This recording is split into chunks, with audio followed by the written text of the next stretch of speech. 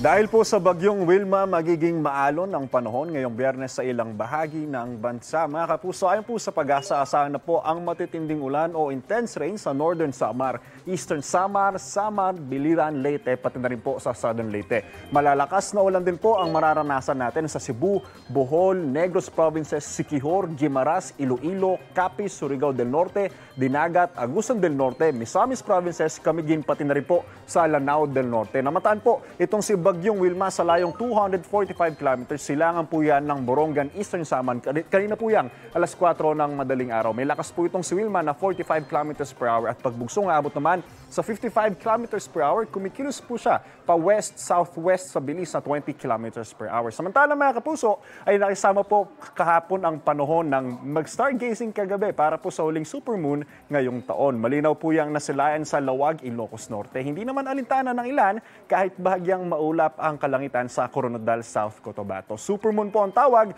kapag ang ating buwan ay nasa pinakamalapit itong posisyon sa mundo kasabay ng full moon o new moon phase nito. Mas malaki po at mas maliwanag tingnan ng supermoon kumpara sa karaniwang full moon. Paalala po mga kapuso, stay safe and stay updated. Happy Friday po sa ating lahat. Ako po si Anjo Pertiera. Know the weather before you go. Para mag-safe lagi, mga kapuso. Kapuso, huwag magpapahuli sa latest news and updates. Mag-iuna ka sa balita at mag-subscribe sa YouTube channel ng GMA Integrated News.